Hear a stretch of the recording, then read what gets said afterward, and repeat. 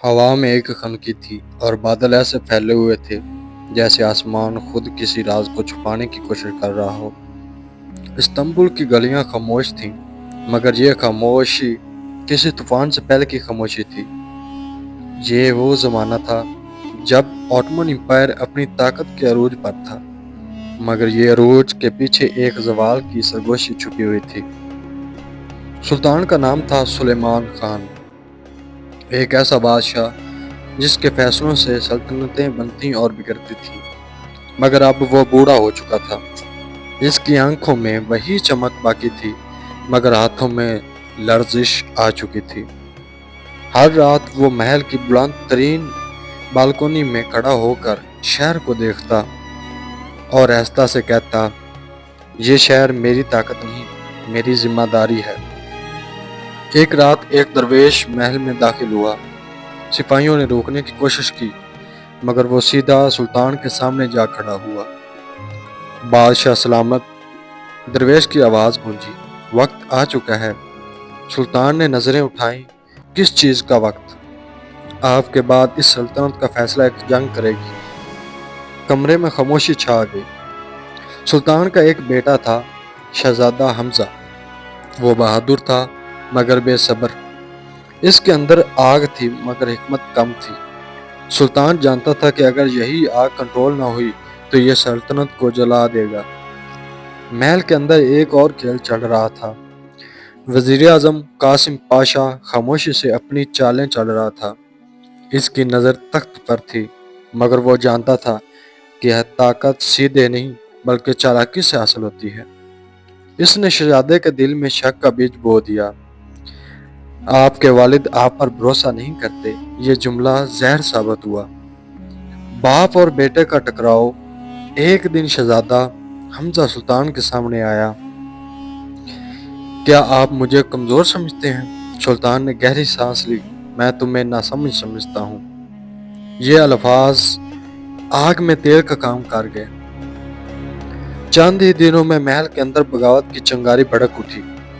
सिपाहियों का एक गिरोह शहजादे के साथ हो गया। शहर में अफवाहें फैल गई, नया सुल्तान आने वाला है। बारिश हो रही थी और महल के दरवाजे पर तलवारों की आवाज गूंज रही थी। सुल्तान खुद मैदान में आया। बूढ़ा होने के बावजूद उसकी आंखों में खौफ नहीं था, सिर्फ अज़म था। ये तख्त खून से नहीं, कुर्बानी से कायम हुआ। हकीकत का इंकशाफ। जंग के दौरान शहजादा हमजा को एक खुफिया कमरा मिला। वहाँ एक पुरानी डायरी थी। वह इसकी माँ की थी। इसमें लिखा था, तुम्हारे वालिद ने तुम्हें बचाने के लिए अपने सबसे करीबी दोस्त को कुर्बान किया ताकि तुम जिंदा रहो। हमजा के हाथ कांपने लगे। जब हमजा वापस आया तो जंग खत्म हो चुकी थी। सुल्तान जख्मी हालत में जमीन पर पड़ा था। बेटा, इसने कमजोर आवाज में कहा, सल्तनत ताकत नहीं अमानत होती है। और फिर इसकी आंखें बंद हो गईं। नया सुल्तान हमजा तख्त पर बैठा, मगर इसकी आंखों में खुशी नहीं थी, सिर्फ पछतावा था।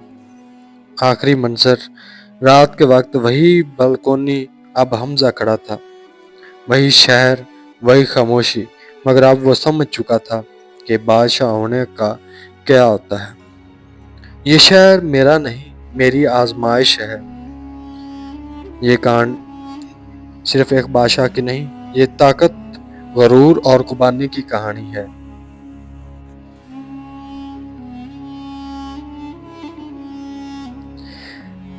सुल्तान हमजा तख्त पर बैठा था, मगर इसके दिल में सुकून नहीं था।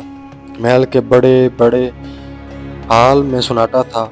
वही दीवारें, वही सतून, मगर अब हर चीज जैसे एक गौर रह रही थी।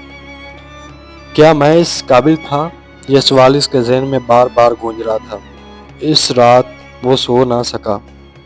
रात के पिछले पहर वो महल के इस खुफिया कमरे में गया जहाँ उसे अपनी माँ की डायरी मिली थी। इसने दोबारा वही अल्फाज पढ़े, बादशाह वो नहीं जो जीत जाए, बल्कि वो है जो खुद को हरा दे। हमजा की आंखों में नमी आ गई। कासिम पाशा की नई चाल। इधर वजीर आजम कासिम पाशा खामोश नहीं बैठा था। اس نے سوچا اب وقت ہے کہ میں اصل طاقت حاصل کروں۔ اس نے دربار کے کچھ سرداروں کو اپنے ساتھ ملا لیا اور ایک خفیہ منصوبہ تیار کیا۔ نئے سلطان کو کمزور دکھانا اور پھر اقتدار اپنے ہاتھ میں لینا۔ چند دنوں بعد ایک مقدمہ دربار میں پیش ہوا۔ ایک غریب کسان نے ایک امیر تاجر پر ظلم کا الزام لگایا۔ پرانے سلطان کے دور میں شاید فیصلہ طاقتور کے حق میں جاتا، مگر حمزہ نے خاموشی سے دونوں کی بات سنی۔ طاقتور وہ نہیں جو دولت رکھتا ہے، بلکہ وہ ہے جو انصاف کرتا ہے، اور اس نے فیصلہ کسان کے حق میں دے دیا۔ آہستہ آہستہ استنبول کی گلیوں میں بات پھیلنے لگی، نیا سلطان مختلف ہے۔ لوگوں کے دلوں میں امید جاگنے لگی، مگر ہر امید کے ساتھ خطرہ بھی آتا ہے۔ سرحد پر ایک دشمن سلطنت نے حملے کی تیاری شروع کر دی۔ خبر آئی کہ ایک بڑی فوج شہر کی طرف بڑھ رہی ہے۔ دربار میں سب مشورہ دینے لگے، جنگ سے بچے، معاہدہ کر لے، مگر حمزہ خاموش رہا۔ پھر اس نے ایسا سے کہا، اگر ہم ڈر گئے تو ہم سب کچھ کھو دیں گے۔ جنگ کا دن آ گیا، بارش ہو رہی تھی، زمین کیچڑ سے بھری تھی۔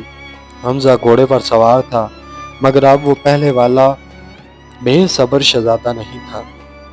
اب اس کی آنکھوں میں حکمت تھی۔ جنگ کے دوران حمزہ کا سب سے وفادار سپاہی یونس اس کے سامنے آ گیا اور ایک تیر اپنے سینے پر لے لیا۔ بادشاہ سلامت، آپ زندہ رہے، یہ کہہ کر وہ مر گیا۔ حمزہ کے اندر کچھ ٹوٹ گیا۔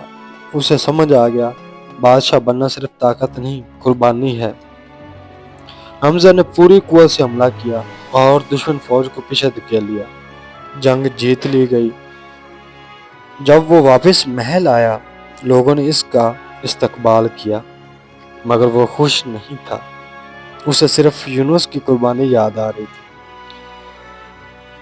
ادھر قاسم پاشا نے آخری چال چل دی۔ اس نے دربار میں بغاوت کی کوشش کی، مگر اس بار حمزہ تیار تھا۔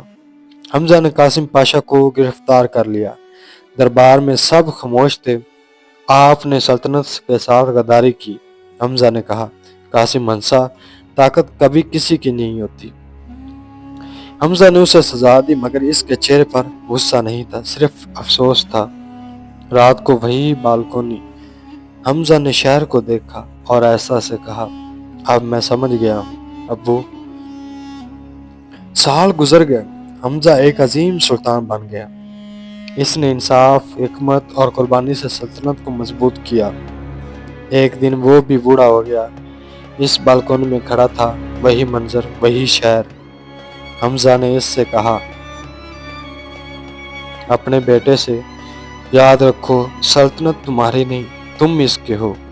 سورج طلوع ہو رہا تھا اور ایک نئی کہانی شروع ہونے والی تھی۔